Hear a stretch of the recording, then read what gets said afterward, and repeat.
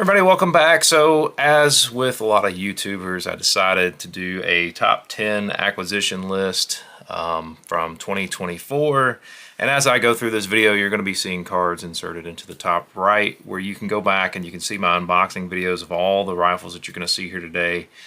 So these are sort of in order. I'm not really the best at putting these in order because I have so many. And I try to put them in order in terms of what they are, in terms of value versus what I paid.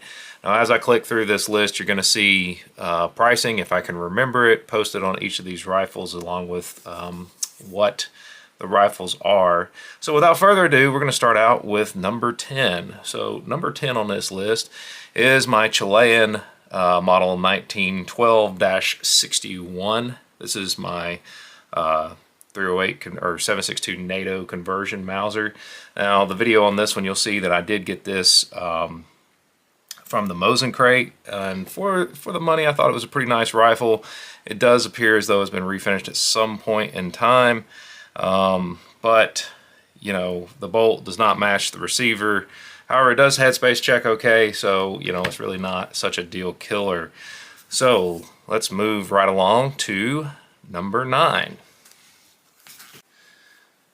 So number 9 on the list is this beautiful Tula 1951 manufactured Russian SKS. I'm very proud of this one. Of course, this one does appear to be a parade rifle.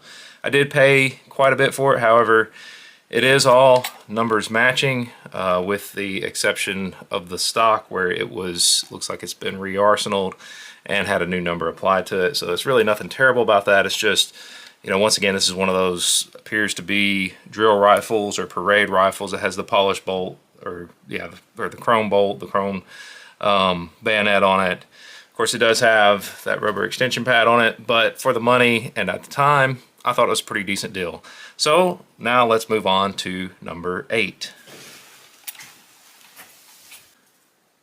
So number 8 on the list is this beautiful Eddy Stone 1917 rifle. This was one of my bucket list firearms. This is one I've been wanting for quite some time and actually got a smoking deal on it. Of course, I was able to secure this one for $600. This was actually through Donnelly Auctions, one of those ones that I found on Proxy Bid. And I've talked about that before. If you guys are looking for some kind of rare rifles, you know, Proxy Bid and High Bid, those are some excellent places to go look at things such as some oddball rifles that you just can't normally find anywhere else. Of course, the CMP did have some of these recently, but I think they've pretty much all but dried up. But just really happy to get this into my collection. I know it wasn't really well loved by the troops, but I wanted to round out my U.S. military collection by having one of these in addition to my 1903 A3. So let's move right along to number 7. So moving along to number 7, you will see this is my Isra K98. Of course, it does have that beautiful crest. This was one that I also got through Donnelly Auctions, and this one ran me $550, which I thought was a smoking deal. This is, of course, one of those K98s, one of those German K98s that was converted to 7.62 NATO. My only ding on this is the fact that there was a brass shim added under this handguard just to secure it a little bit more. But other than that, this rifle is in just beautiful shape and really super happy to add this one to my collection as well. So let's move right along to number 6. I know what you guys are thinking. How is a Pioneer Arms AK number 6 on the list? Well, it is. One reason being Pioneer Arms is, for at least the present moment, is defunct in the US. And for another reason, this is one of those 20-inch sporters. I guess this was their attempt at making a poor man's RPK for the market, and I'm really super happy that I got this one. Of course, this is made with the forged trunnion. And if you guys have any questions or remarks to make about how well these hold up, check out Clayco's video where he did a meltdown test on one, and he wanted it to break, but it did quite well. I think the worst failure he experienced, which his was a 5.56 AK, was a firing pin failure. But, you know, honestly, I really hate that these are no longer at least Pioneer Arms US is currently no longer in existence, because at the price point, you really couldn't beat them for the money. They're just a cheap AK, but, you know, pretty nice in terms of fit and finish. I gotta hand it to them. I mean, I think they were starting to get the bugs worked out. Unfortunately, with inflation and everything else, they just didn't quite succeed. But super happy that I secured one of these. Someone had also told me that they only made about 200 or maybe 2,000, probably 200 actually, of these total. I don't remember.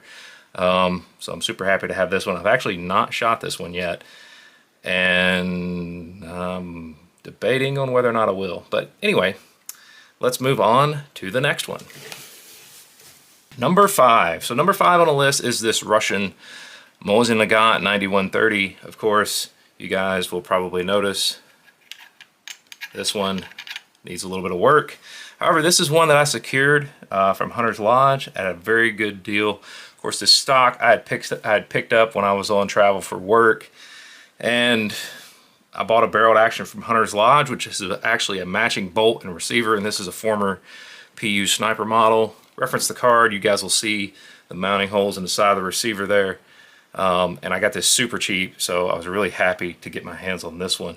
Of course, I've got some more parts ordered on the way to complete this one of them being a trigger pin, the other parts being, if I can get it in the camera, a butt plate and butt plate screws. And that should pretty much make this complete, and then I'll be able to have some fun with it. Let's move on to number 4, if I can get my numbers right. So number 4 on the list is a twofer. I know you guys are thinking, why in God's name would you have these beat up pieces of junk as number 4? Well, here's the reason. I dare you to go out and find a Spanish FR8 for as cheap as what I got these for. Now, I know you guys think these are a pile of trash. That's perfectly fine. I love to have projects. I like to tinker. That's why these are here. Once again, I bought these for $88 a piece. Yes, they need a new stock. They might need 1 or 2 small parts, but they're all here. So that's why these made it to number 4 on the list, just because they were super cheap. I secured my stocks for $200 a piece. So at the end of the day, I've got fully functional FR8s for less than $300. I don't think you can shake a stick at that. These are, of course, chambered in 7.62 NATO. I just thought it was really cool because I also have some setmies that I will eventually put together. So I wanted that nice, cool transitional rifle from the bolt guns to the semi-automatic battle rifles of the modern day. So let's move on to number 3. All right, guys, once again, I know what you're thinking. Number 3, why is it an M1 carbine? Well, here's the reason. A lot of the M1 carbines gotten in by Royal Tiger Imports are not the best coming out of Ethiopia. And if you can get one that is an American one that is not import marked, it's just worth that much more money. In addition, what I've got here is a National Postal Meter M1 carbine. I believe I got this one for $1,400 from Dennis Kroll. And I love this rifle. It's actually really nice. It has an original Marlin barrel, and it looks wonderful. Of course, I do believe some of the parts were changed out at some point, but you know, this is one that I've always been wanting. I always wanted an original. Now I have an original, so I'm just super happy to add this one to my collection. Now, let's move on to number 2. All right, guys, so number 2 on the list is the infamous or famous M70 Ab2, the ones that were manufactured for Century Arms out of M70 Ab2 Yugoslavian parts kits. Why is this on the list? Well, I'll tell you why it's on the list. Because it only cost me $629. Really? I mean, and there's nothing wrong with it. Now, of course, there were a few small issues, a little bit of grinding right here on the carrier handle. I want to say my gas shut off, my grenade launching sight was seized up. I had to work that. The barrel was just unbelievably dirty. I actually had to use brake cleaner to clean my barrel out from where they shot blanks for probably 10 plus years. Clayco also had one of these. His looks great too, runs great. This one also runs great. I've test fired it. The only thing that was missing out of mine are those 3 pins. back here for the button for my folding stock. But other than that, this thing is awesome, and I was really happy to add an Op4 rifle to my collection, especially an AK variety Op4 rifle, because these don't come along very often. And you know, it's just really cool to have something that was used by the US military. So let's move on to number 1. All right, guys, I know what you're thinking. Last on the list, why is it a Norinco AK? Well, I'll tell you why. Because this is an AKM/47S. This is not a Norinco 56S or you know, any of the. It's not a Polytech. This, of course, is a pre-ban, and these are rare. Reference the card. Yes, I did pay a lot for this, but this thing is in great shape, and I'm telling you guys, it has one of the smoothest actions of any AK I have ever felt. It is just unbelievably buttery smooth, and I really like this rifle. I like this rifle so much I may have to do some shooting with it. But you know, as I've told you guys before, when you run across an excellent deal, sometimes you just have to jump on it because you probably won't ever see it again. Now, yes, this was a lot of money at the time, but I was super happy to get it, and I'd never seen one before, at least not out in the wild. So anyway, just wanted to share this whole list with you guys. If you guys think the list is a little bit out of order, that's perfectly fine. This is just what I come up with based on my likes and my bucket list guns, and you know, what I really wanted. It has a little bit to do with what I paid for them, but overall it was value/rarity and just general a great deal. So let me guys know what you've purchased throughout 2024. What's in your top 10 or even top 5 list? And hit me up in the comment section below. I'm curious to see what you guys got as well. I might lose my mind. I actually seriously thought about doing quite a bit of shooting with this one.